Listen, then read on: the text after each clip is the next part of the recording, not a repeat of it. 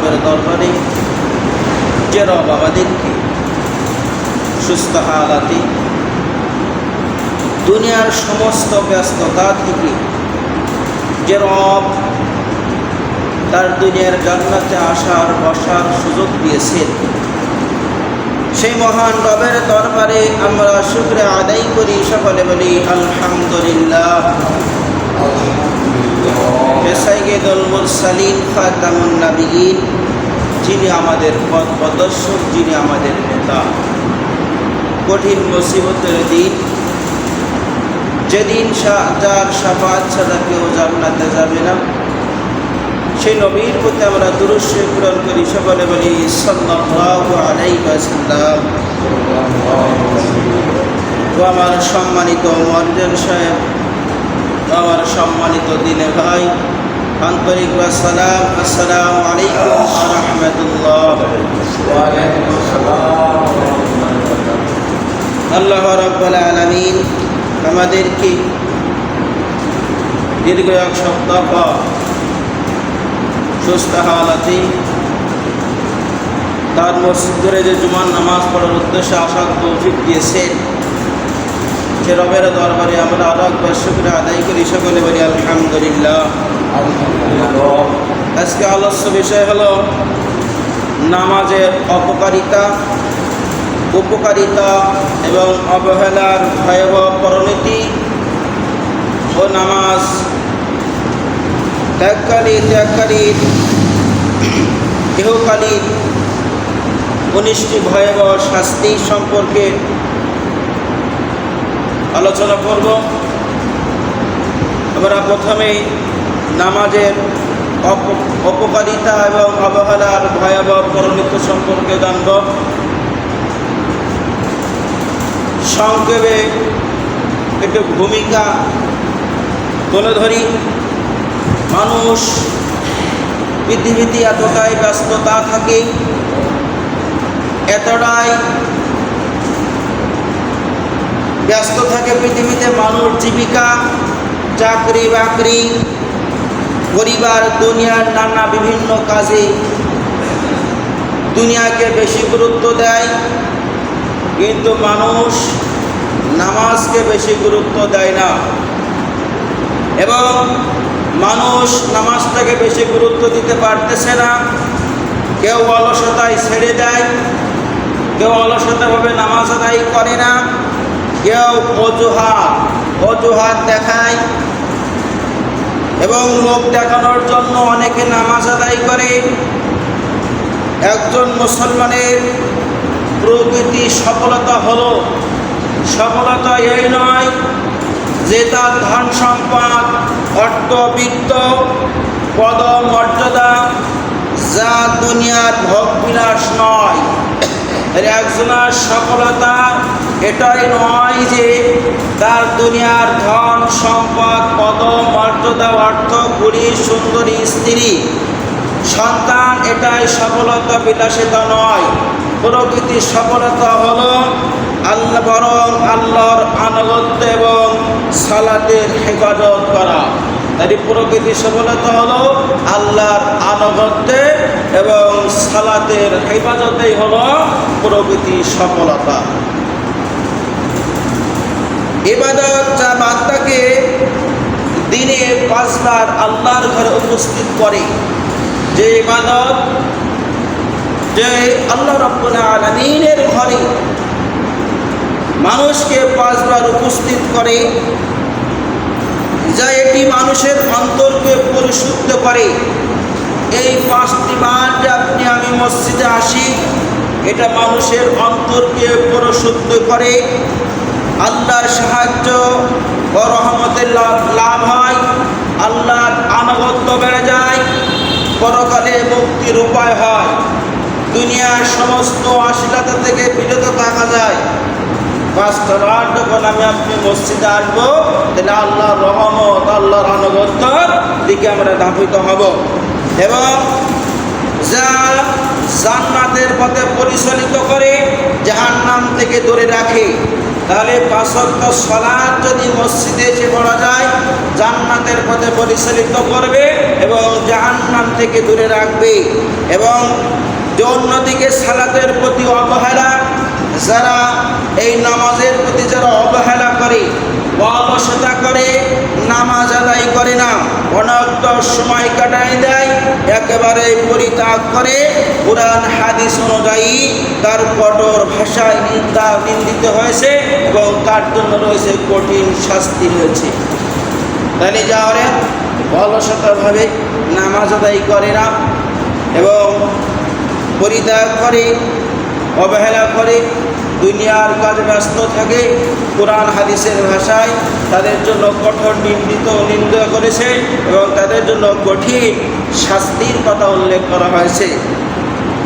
তাফসিরে মারিফুল কোরআনের সংক্ষিপ্ত একটু তাফসির করলাম। এরা মূল পয়েন্টে আসি, নামাজ আদায় করার উপকারিতা। নামাজ আদায় করলে কি উপকার হয়, আমি কুরআন এবং হাদিস থেকে ছোট্ট ছোট্ট আয়াত দ্বারা আমি দলিল সহকারে এই নামাজের উপকারিতা সম্পর্কে আলোচনা করব। নামাজ আল্লাহর স্মরণ লাভের মাধ্যম। সুবহানাল্লাহ। সকলে একটু গুরুত্ব শোনেন যে আমরা নামাজ আদায় করি, এর উপকারিতা কী। যে আমরা শুধু নামাজ পড়ি যাই, নামাজের উপকারিতা জানি না, নামাজের মর্ম জানি না, নামাজের খুশি খুশি আমরা জানি না।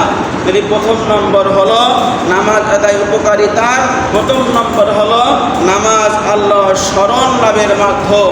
নামাজের মাধ্যমে আল্লাহ স্মরণ করা হয়, আল্লাহকে মনে করা হয়, আল্লাহর গুণগান করা হয়, আল্লাহর প্রশংসা করা হয়, আল্লাহর তাসবিহ পড়া হয় নামাজের মাধ্যমে। আল্লাহ রাব্বুল আলামিন এখানে বলেন, ইন্নানি আনাল্লাহু লা ইলাহা ইল্লাহু আনা ফা'বুদনি ওয়া আকিমিস সালাতা লিযিকরি। আল্লাহ রাব্বুল আলামিন বলেন, ইন্নানি নিশ্চয় আমি আল্লাহ। আল্লাহ বলে ইন্নানি আনাল্লাহ, নিশ্চয় আমি আল্লাহ।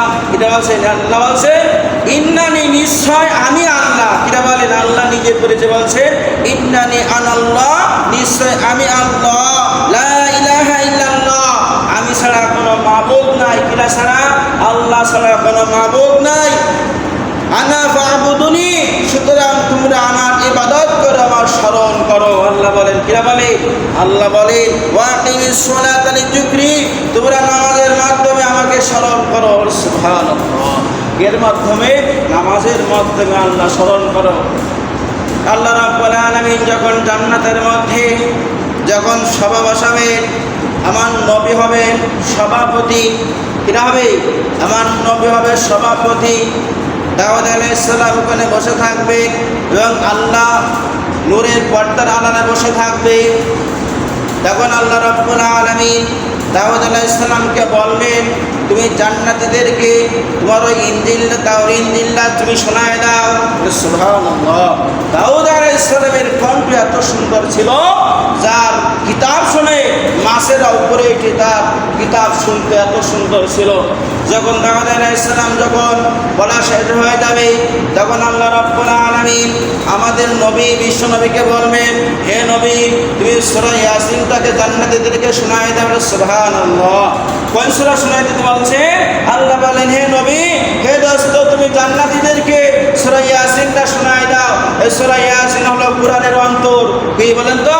কোরআনের আত্মা, কোরআনের বল। এটা তুমি আমার জান্নাতীদেরকে শোনায় দাও। আমার নবী সূরা ইয়াসিন তেলাওয়াত করবেন। তেলাওয়াত হওয়ার পরে তখন আল্লাহ রাব্বুল আলামিন নিজে জান্নাতীদেরকে কোরআন শোনায় বলবেন, ইন্নানি আনাল্লাহু আর-রহমান। আল্লাহ বলেন, আমি আল্লাহ। তখন আল্লাহ রাব্বুল আলামিন সূরা রহমান তেলাওয়াত করবেন। ওখানে তার কণ্ঠে, মধুরত কণ্ঠে আল্লাহ জান্নাতীদেরকে সূরা রহমান শোনায় দেবেন। সুবহানাল্লাহ।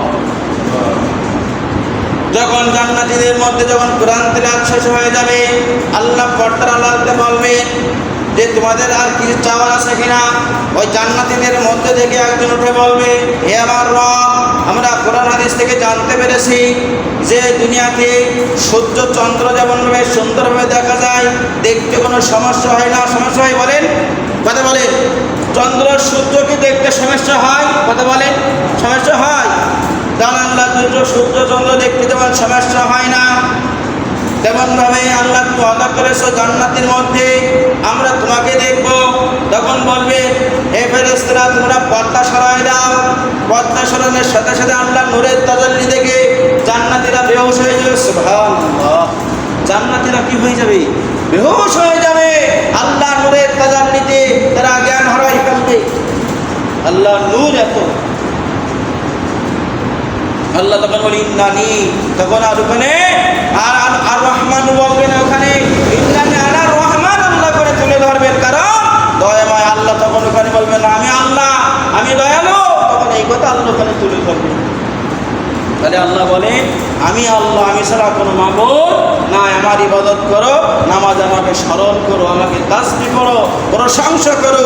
আল্লাহ এখানে বলেন এর ঘটনা হলো মুসা আলাইহিস সালাম মাদাইন শহর থেকে যখন আসলেন, তার স্ত্রী এবং তার যে কাজের লোকদেরকে নিয়ে যখন মাদাইন শহর থেকে যখন আসলেন, শীতের রাত, এর রাত বলেন তো, শীতের রাত যখন মাদাইন শহর থেকে যখন মুসা আলাইহিস সালাম যখন তার স্ত্রী তার সঙ্গীদেরকে নিয়ে আসলেন, শীতের প্রচণ্ড শীতের রাত, কি অবস্থা?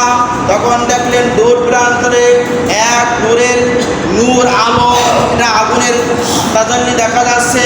মুসা আলাইহিস সালাম বললেন তোমরা এখানে দাঁড়াও, আমি ওই আগুনের তাজাল্লিটা নিয়ে আসি আগুন ধরানোর জন্য। সুবহানাল্লাহ।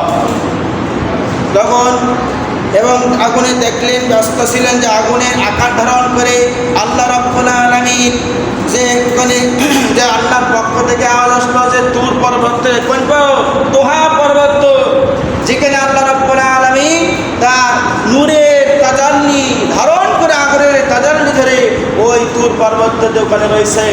তখন আল্লাহ তাআলা আওয়াজ দিলেন, হে মুসা তোমার রব, তুমি এখানে জুতো খুলে আসো। সুবহানাল্লাহ। হে মুসা তুমি এখানে জুতো খুলে আসো, এখানে রবের পবিত্রতা, এখানে আমি তোমার রব এখানে হাজির, তুমি এখানে জুতো খুলে এই তুর পর্বত এখানে আসো। তখন আল্লাহ রাব্বুল আলামিন তার উপত্যকারটা যে ওহী পাঠালেন, হে মুসা তোমরা আমার ইবাদতকে, আমাকে শরণার্থে আমার ইবাদত করো।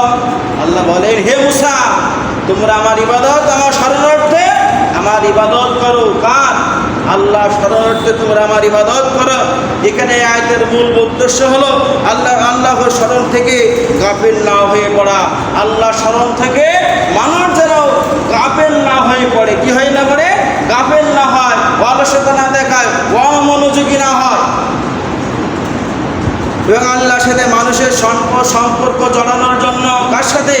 সুবহানাল্লাহ, আল্লাহর সাথে সম্পর্ক জড়ানোর জন্য, আল্লাহর সাথে একটা গভীর সম্পর্ক হওয়ার জন্য আল্লাহ বলে সবচেয়ে বড় মাধ্যম হচ্ছে নামাজ। সুবহানাল্লাহ, আল্লাহর সাথে সাক্ষাৎ করা সবচেয়ে কাছে যাওয়ার মাধ্যম হলো নামাজ। কি বলেন? কোন মাধ্যম? কি বলেন? নামাজ হলো আল্লাহর সাথে সম্পর্ক করার মাধ্যম। আল্লাহ রাব্বুল আলামিন সূরা বাকারা 152 নম্বর আয়াতে আল্লাহ বলেন, আযকুরুনি আযকুরকুম ওয়াশকুরুনি ওয়া লা তাকফুরুন। আল্লাহ রাব্বুল আলামিন বলেন তোমরা আমাকে স্মরণ করো। এরা বলেন, আল্লাহ বলেন ফাযকুরুনি, তোমরা আমাকে স্মরণ করো, আমি তোমাদেরকে স্মরণ করব। এরা বলে, আল্লাহ বলেন তোমরা আমাকে স্মরণ করো, আমি তোমাদেরকে স্মরণ করব। আর আমার প্রতি তোমরা কৃতজ্ঞতা হও, অকৃতজ্ঞতা তোমরা হও না। তোমরা আমার কাছে কৃতজ্ঞতা প্রকাশ করো, অকৃতজ্ঞতা হও না। যখন বিপদ থেকে উদ্ধার হয়ে যায়, তখন মানুষ অকৃতজ্ঞ হয়ে যায়। কথা বলেন ঠিক না? ঠিক বলেন, কথা বলেন ঠিক না? ঠিক বলেন। মানুষ তখন অকৃতজ্ঞতা হয়ে যায়। মানুষ আল্লাহ যখন বিপদ দেয়, রোগ দেয়, যখন মুক্ত হয়ে যায়, তখন আর কৃতজ্ঞতা প্রকাশ করে না, অকৃতজ্ঞতা প্রকাশ হয়ে যায়। এখন মনে করেন প্রচণ্ড ঝড়ের মধ্যে, আমি যদি এখন বিলের মধ্যে থেকে, আমরা সবাই এখন বিলের মধ্যে আছি, প্রচণ্ড ঝড় এবং বৃষ্টি শুরু হয়ে গেল, এমন অবস্থা হয়ে গেছে, ওখান থেকে বাঁচার কোনো উপায় নাই। আল্লাহর কাছে দোয়ার মাধ্যমে আল্লাহ ওখানটা আমাদেরকে উদ্ধার করলো। যখন ওখানটা উদ্ধার করে যখন রাস্তায় আসলাম, তখন আল্লাহ স্মরণ আমরা ভুলে গেছি, আল্লাহর অকৃতজ্ঞতা আমরা হয়ে গেলাম। বলেন এটা করি না? বলেন। এই জন্য কৃতজ্ঞতা হতে হবে, অকৃতজ্ঞ হওয়া যাবে না। এবং নামাজের মাধ্যমে আল্লাহর পক্ষ থেকে সাহায্য আসবে। সুবহানাল্লাহ। তাই নামাজের যে উপকারিতা কি বলতে বলেন তো, 2 নম্বর উপকারিতা হলো নামাজের মাধ্যমে আল্লাহর পক্ষ থেকে সাহায্য আসে। কার পক্ষ থেকে? কথা বলেন, কার পক্ষ থেকে আসে? কথা বলে না। আল্লাহর পক্ষ থেকে সাহায্য আসে। আল্লাহ এখানে বলেন, ইয়া আইয়ুহাল্লাযীনা আমানুস্তাঈনু বিস-সালাতি ওয়াস-সালাম ইন্নাল্লাহা মা'আস-সাবিরিন। আল্লাহ রাব্বুল আলামিন বলেন, ইয়া আইয়ুহাল্লাযীনা আমানু, হে ঈমানদারগণ, তোমরা আমানু ওয়াস্তাঈনু বিস-সালাত, তোমরা ধৈর্য এবং সালাতের মাধ্যমে আল্লাহর কাছে সাহায্য চাও। কার কাছে? আল্লাহ বলেন, হে ঈমানদারগণ। কাদের কথা বলিছেন আল্লাহ এখানে? কথা বলেন, আল্লাহ কাদের কথা বলিছে? বেনামাজি কথা বলিছে? কথা বলে না কেন? বলিছে আল্লাহ বলছে যারা ঈমানদার। আবার নামাজ পড়লে কি ঈমানদার হয়? বলে হে ঈমানদারগণ, তোমরা ধৈর্য এবং সালাতের মাধ্যমে আমার কাছে সাহায্য চাও। কার কাছে? আল্লাহর কাছে সাহায্য চাও, এবং নিশ্চয় আমি ধৈর্যশীলদের সঙ্গে আছে। আল্লাহ বলেন, ইন্নাল্লাহা মা'আস-সাবিরিন, নিশ্চয় আমি ধৈর্যশীলদের সঙ্গে আছি। তাদের সঙ্গে আল্লাহ আছে। কাদের সঙ্গে? যারা ধৈর্যশীল, ধৈর্যের মাধ্যমে সালাত আদায় করে, নামাজ পড়ে, ধৈর্য ধারণ করে, আল্লাহ তাদের সাথে আছে। এখানে অন্য কারোর সাথে আছে আল্লাহ এখানে? আল্লাহ এখানে অন্য কোনো কথা বলেছে? বলেন, অন্য কোনো কথা বলেছে? বলেন, কোনো কথাই বলেন ধৈর্যের মাধ্যমে। এবং আল্লাহ তাআলা মুমিনদের এখানে 2টি মহাশক্তিশালী মাধ্যমে জানাই দিয়েছেন। আল্লাহ এই আয়াতের যে শিক্ষা হলো, এই আয়াতের মাধ্যমে মুমিনদেরকে শক্তিশালী মাধ্যম 2টো জানাই দিয়েছে। এক হলো ধৈর্য, এক হলো সালাত, 2 হলো ধৈর্যের মাধ্যম। শক্তিশালী মহামাধ্যম হলো আল্লাহর স্মরণ, আল্লাহর সাহায্য আসবে। এক ধৈর্যের মাধ্যমে, সালাতের মাধ্যমে আল্লাহর পক্ষ থেকে সাহায্য আসবে। অন্য কোনো মাধ্যমে আসবে? বনী ইসরাঈলের একটি ঘটনা আছে যে এক বুজুর্গ মানুষ হাঁটতে হাঁটতে এক গহীন জঙ্গলের মধ্যে চলে গেছে। জঙ্গলে যাওয়ার পরে উনি পথ হারাই ফেলেছে। এমন একটা জায়গায় গিয়েছে যেখানে ডাকাতের সর্দাররা মানুষ দেখলেই জবাই করে, এবং তার কাছ থেকে ছিনে ডাকাতি করার জন্য তাকে পেয়ে গেল গহীন জঙ্গলের মধ্যে। তখন বলেন, কি অবস্থা হবে আমার? আপনার বলেন, গহীন জঙ্গলের মধ্যে কেউ নাই। তখন ডাকাতি সর্দাররা যখন তার কাছে ডাকাতি করার পরে ওদের নীতি ছিল তাদেরকে জবাই করে মৃত্যুদণ্ড দেওয়া হবে। যে আমি ডাকাতি করার পরে তুমি আমার সমাজকে বলি দিবা যে অমুক আমার কাছ থেকে এই করে নিয়েছি। তখন ওই ডাকাতির সর্দারকে বললেন, ওই বুজুর্গ মানুষ বললেন, হে ডাকাতের সর্দার, ও ভাই আমাকে একটু সময় দেন 2 রাকাত নামাজ পড়ার জন্য। সুবহানাল্লাহ। কি বলছে?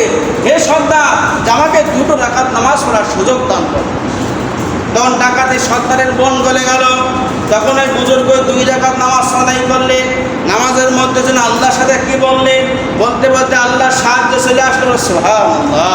আল্লাহর সাহায্য চলে আসলো। ওখান থেকে ওই বুজুর্গ আল্লাহ তাআলা ওখান থেকে মাফ করে দিল। সুবহানাল্লাহ। ওই ডাকাতের হাত থেকে ওই বুজুর্গ ওখান থেকে ছাড়া পেলেন। এর মাধ্যমে সালাতের মাধ্যমে আল্লাহর কাছে সালাতের মাধ্যমে করে সাহায্য এসেছে। কারণ আল্লাহ বলে সালাতের মাধ্যমে তাদেরকে সাহায্য করবো, সালাতের মাধ্যমে, নামাজের মাধ্যমে তোমাদেরকে আমি সাহায্য করবো। আল্লাহ সাহায্য করাই দিয়েছে। ধৈর্য সাধারণত 3 ভাগে বিভক্ত করা যায়। কয় ভাগে? বলে ধৈর্য সাধারণত 3 ভাগে বিভক্ত। 1 নম্বর হলো আল্লাহর আনুগত্যের ধৈর্য। কার? আল্লাহর আনুগত্য, আল্লাহর ইবাদতে, আল্লাহকে বিশ্বাসে যে ধৈর্য। আল্লাহর আদেশ পালন করতে কষ্ট হলেও তা অব্যাহত থাকে। যেমন নামাজ, রোজা, হজ, যাকাত। কষ্ট হলেও কি ছেড়ে দিই? কথা বলেন, ছেড়ে দিই আমরা?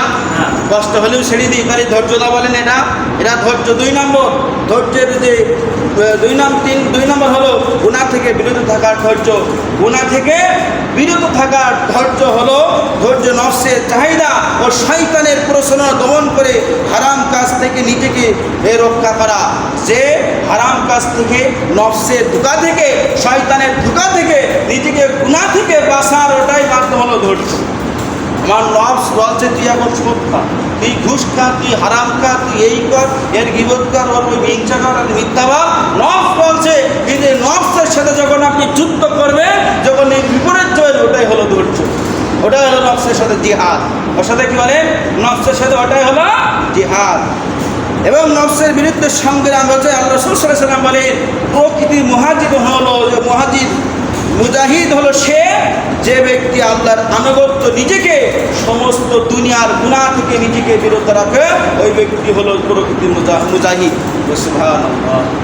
যে প্রকৃতি গুনাহ থেকে যদি নিজেকে বাঁচাইতে না পারি, মুমিনও হওয়া যাবে না, মুজাহিদও হওয়া যাবে না। তাহলে প্রকৃতির মুজাহিদ হতে গেলে দুনিয়ার সমস্ত খারাপ কাজ থেকে, হাত, মুখ, পা, চোখ, গাল, মুখ সমস্ত খারাপ থেকে যখন নিজেকে বিরত রাখতে পারবেন, তখনই আপনি প্রকৃতির মুজাহিদ হতে পারবেন। যখন রাখতে পারবেন না, তখন আপনি প্রকৃতির মুজাহিদ হইতে পারবেন না। পারবো বলেন? এখন নামাজ পড়ে যদি মিথ্যা কথা বলি, তাহলে মুজাহিদ হতে পারলাম? কথা বলেন, হতে পারলাম? বলে আবার অন্যায় করলাম, মুজাহিদ হতে পারলাম? এখন একজনের পিছনে সমালোচনা করলাম, মুজাহিদ হতে পারলাম? গীবত করলাম, মুজাহিদ হইতে পারলাম? হইতে পারলাম। যখন সমস্ত সব কিছু থেকে যখন বিরত রাখতে পারবো, তখনই হবে সে মুজাহিদ। যে ব্যক্তি ধৈর্য ধারণের চেষ্টা করে, আল্লাহ তার ধৈর্য আরো বাড়িয়ে দেন। সুবহানাল্লাহ। যে ব্যক্তি ধৈর্য ধারণ করার চেষ্টা করে, আল্লাহ তার ধৈর্যটাকে আমি আল্লাহ বলে আমি আরো বাড়াই দিই। ধৈর্য ধারণ করতে হবে এবং তার ধৈর্যের সে উত্তম অধিক বিস্তৃত আনুক, যে ধৈর্যের মতন কোনো অস্ত্র আর নেই। আছে বলে ধৈর্যের মতন কোনো অস্ত্র আর নেই। আল্লাহ নির্ধারিত, আর 3 নম্বর হলো আল্লাহ নির্ধারিত বিপদ আবাদের ধৈর্য ধারণ করা।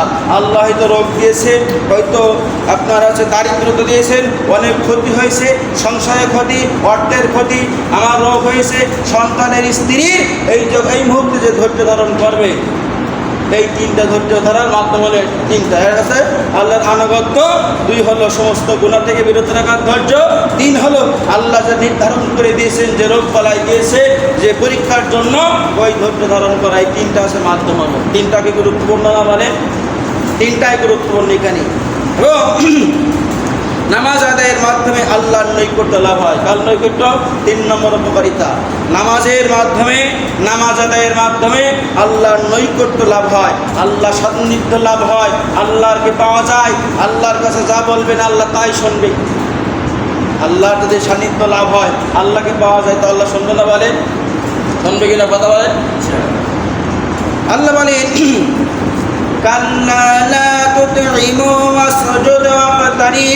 আল্লাহ বলেন তোমরা সাবধান হয়ে যাও, তোমরা শয়তানের আনুগত্য করো না। বা আল্লাহ বলে সাবধান হয়ে যাও, তোমরা শয়তানের আনুগত্য করো না। তোমরা সিজদা দাও, আমার নিকটবর্তী হয়ে যাও। সুবহানাল্লাহ। আল্লাহ কি বলছে? তোমরা সিজদা দাও, আমার নিকটবর্তী হয়ে যাও। সিজদা দিলে রবের নিকটে চলে যাও। কার নিকটে? রবের নিকটে, আল্লাহর নিকটে চলে যাওয়া যায়। এবং এই আয়াতে রাসূল সাল্লাল্লাহু আলাইহি ওয়াসাল্লাম বলে, এখানে আদেশ করা হয়েছে, আবু জেহেল যখন নামাজ পড়তে বাধা দেয়, সিজদা দিতে বাধা দেয়, আল্লাহ তাআলা বলে তোমরা আমাকে, আবু জেহেলের কথা শুনবে না, তোমরা আমার সিজদা দিবে এবং আমার নামাজের মশগুল থাকো। এটাই হলো আল্লাহর নৈকট্য লাভের মাধ্যমে অর্জন করা যায়। আবু জেহেল তখন বাধা দেয়, আল্লাহ তখন কুরআন নাজিল করেন, তোমরা ধৈর্য ধরো, তোমরা নামাজ আদায় করো, সিজদায় মশগুল থাকো। আমরা কি থাকি? বলেন বিপদ বললে নামাজ পড়ি? বলেন অসুস্থ হলে কি নামাজ আদায় করি? হ্যাঁ, অনেকে পড়ে। সুস্থ যখন বিপদ হয়, বড় রোগ দেয়, তখন নামাজ পড়তে আসে। যখন বিপদ রোগ থেকে মুক্ত হয়ে যায়, তখন নামাজ আদায় করে। এমন লোক আসে না? বলেন আসে কিনা? কথা বলেন আসে না? এমন নামাজি হওয়া যাবে না। নামাজ পড়লে নামাজের মধ্যে নামাজ পড়তে হবে। আল্লাহ রাব্বুল আলামিন আর বলেন যালিকাল কিতাবু লা রাইবা ফীহি, এটা সেই কিতাব যাতে কোনো সন্দেহ নেই। আছে কোন কিতাব? কোরআন। এটা কি কোনো সন্দেহ আছে? মিথ্যা। বলেন এটা কি মিথ্যা? কোনো সন্দেহ আছে? এমনটি আছে? কোনো সন্দেহ কি আমার মনে আছে? কারোর মনে আছে? কোরআন সত্য। আল্লাহ বলেন الذين يؤمنون بالغيب ويقيمون الصلاة ومما رزقناهم ينفقون। আল্লাহ বলেন যে এটাই হলো সেই কিতাব যাতে কোনো সন্দেহ নেই। এটা মুত্তাকিদের জন্য পথ নির্দেশ। কাদের জন্য? আল্লাযীনা ইয়াকুমুনা আস-সালাহ ওয়া মিম্মা রাযাকনাহুম ইউনফিকুন। এটা মুত্তাকিদের জন্য পথ নির্দেশ। কাদের জন্য? আল্লাহ বলেন এখানে মুত্তাকিদের জন্য পথ নির্দেশ। এবং আল্লাযীনা ইয়াকিমুনা সালাত, যারা ঈমান আনে, কি করে? যারা ঈমান আনে, যারা সালাত কায়েম করে, এবং আমি যে মিম্মা রাযাকনাহুম, যে রিজিক দিয়েছি সেই রিজিক থেকে যারা ব্যয় করে, কার? আল্লাহ বলে যারা ঈমান আনে, সৎকর্ম করে, সালাত আদায় করে, যারা যাদেরকে আমি যে রিজিক দিয়েছি ওই রিজিক থেকে যে আল্লাহর পথে যারা ব্যয় করে, এক অংশ ব্যয় করে, 10 টাকা থাকলে 1 টাকা আল্লাহর রাস্তায় দাও। আমরা কি দিই? বলেন দিই? বলে কথা বলে বলছে 10 টাকা থাকলে 1 টাকা দাও। আল্লাহকে সব চাইছি কেন? তোমার যে রিজিক দিয়েছি 1টা ভাগ আমাকে দাও। আমরা দানে কৃতজ্ঞতা করি, এই দানে কৃতজ্ঞতা করা যাবে না। এখানে দান করতে হবে, আল্লাহ বলছেন নিজে এখানে। এই জন্য আমরা কখনো, এটা তাদের জন্য পথ নির্দেশে যারা মানে, এগুলো তাদের জন্য। এটা আমরা যে রিজিক দিয়েছি আল্লাহ তাআলা আমাদেরকে দেওয়ার তৌফিক দান করে। সকলে বলে আমি। এই 2 আয়াতে মুত্তাকিদের জন্য 3টা বৈশিষ্ট্য আল্লাহ তাআলা এখানে তুলে ধরেছেন। তাদের জন্য এই 2 আয়াতে আল্লাহ তাআলা মুত্তাকিদের জন্য 3টা বৈশিষ্ট্য। কয়টা? 3টা বৈশিষ্ট্য। 1 নম্বর বৈশিষ্ট্য হলো তারা গায়েবের প্রতি ঈমান আনে। কি আনে? গায়েব বোঝেন তো নাকি? গায়েব কি বোঝেন? অদৃশ্য, যা দেখা যায় না। গায়েবের প্রতি যারা ঈমান আনে, আল্লাহকে দেখা যায়, রসুলকে দেখেছি, আসমানি কিতাব কি দেখেছি, বলে নবী রসুল দেখেছি, ফেরেশতাদেরকে আমরা দেখেছি, বেশি দেখিনি। তাহলে যারা গায়েবের প্রতি ঈমান আনে, তারাই বিশ্বাস করে, ঈমান আনে যারা মুত্তাকি। আল্লাহ বলেছেন এখানে মুমিনের জন্য বৈশিষ্ট্য 3টা। তার মধ্যে হলো যারা গায়েবের প্রতি ঈমান আনে, যারা সালাত কায়েম করে। সালাত পড়ি তো সবাই নাকি? নিজে পড়ব, পরিবারে পড়াবো, সমাজেও প্রতিষ্ঠিত করব, কায়েম করতে হবে। 3 নম্বর হলো যে রিজিক আমি তোমাদেরকে দিয়েছি ওই রিজিক থেকে তুমি আল্লাহর রাস্তায় করো। মুত্তাকিরাই গায়ে করে বলে। এই 3টা হচ্ছে মুমিনের বৈশিষ্ট্য। আল্লাহ বলেন নামাজের মাধ্যমে যে রিজিক বরকত দেয়। ওয়ামুর আহলাকা বিস-সালাতি আলাইহা লা নাসলুকা রিজকা। আল্লাহ রাব্বুল আলামিন বলেন, আর তুমি তোমার পরিবারকে সালাতের নির্দেশ দাও। কি বলে? আল্লাহ বলে তুমি তোমার পরিবারকে সালাতের নির্দেশ দাও। আমরা কি পরিবারকে বলি? আমার স্ত্রীকে বলেছে সালাতের নির্দেশ দিয়েছি, বলে আমার সন্তানকে সালাতের নির্দেশ দিয়েছি, বলে এখন যদি আমার সন্তানের পরীক্ষা হয়, বাংলা যদি পরীক্ষা হয়, যদি স্যার বলে ভোর 4টায় প্রাইভেট, কথাগুলো খেয়াল করে একটু কি বলছি, যদি স্যার বলে ভোর 4টায় প্রাইভেট আসে, তখন ওই পিতামাতা কি করবে? অ্যালার্ম দিতে হবে, ভোর 4টে বাজার আগে 3:30টায় ওই সন্তানকে ডেকে দেবে প্রাইভেট পড়ার জন্য। কথা বলেন ঠিক না? ঠিক বলে তাই না? বলে আর যদি মসজিদে 4:30 আজান দিচ্ছে, ওই আজান আমাদের কানে তখন সন্তানকে নামাজের জন্য আর ডাকতে পারি না। যদি ডাকি আমার ছেলে আমার মেয়ের ঘুমের কষ্ট, ঘুমের বেঘাত ধরবে, খারাপ লাগবে। বলে এমন গার্জেন আছে না? বলে আছে না? বলে এমন গার্জেন হওয়া যাবে না। আপনি বাংলা পড়ার জন্য 3:30টায় ডেকে দিতে পারেন, আপনি নামাজের জন্য আপনার সন্তানকে ডাকতে পারেন না। আল্লাহ নির্দেশ দেয় যেখানে আল্লাহ সূরা তাহা 132 নম্বর আয়াত আল্লাহ তুলে ধরেছেন যে তোমার পরিবারকে নামাজের নির্দেশ দাও। এটা বলছে নির্দেশ মানে কি? ফরজ। এটা দেখছে আল্লাহ নির্দেশ দিয়ে ফরজ হয় না? বলেন এটা আল্লাহ নির্দেশ দেওয়া মানে ফরজ, সেটা আল্লাহ নির্দেশ দিচ্ছে এখানে। এবং এর অভিশাপ, তোমরা এর ওপর অবিচাল থাকো, এর ওপর তোমরা কি থাকো? যদি তোমার সন্তান বিপক্ষে চলে যায়, স্ত্রী বিপক্ষে চলে যায়, তুমি অবিচাল থাকো। এরপরে তুমি থেকে একটা নড়চড়া হবে না।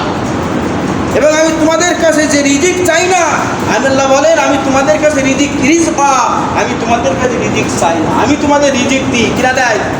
আল্লাহ কি রিজিক চাই আমাদের কাছে? বলেন রিজিক দেয় কিনা আমাদের? দেয় কিনা? আল্লাহ আমাদের রিজিক দেয়, অন্য কেউ দেয়? তাহলে রিজিক আল্লাহ চায় না, রিজিক আল্লাহ দেয়। এবং শুভ পরিমাণ তাকওয়া অবলম্বনকারীদের জন্য আছে নাহনু নারযুকুকা ওয়াল আকিবাতু লিত-তাকওয়া। তাকওয়াকারীদের অবলম্বনকারীদের জন্য শুভ পরিণতি, তাদের জন্য শুভ, তাদের জন্য পুরস্কার। সুবহানাল্লাহ। যারা তাকওয়া অবলম্বন করে তাদের জন্য এটা রয়েছে। তাহলে কয়টা পয়েন্ট বলেছি? নামাজের উপকারিতা 3টা পয়েন্ট বলেছি। আল্লাহ বাসাইলে আগামী জুমায় যে বাদ বাকি পয়েন্টগুলো আছে ইনশাআল্লাহ তুলে ধরব।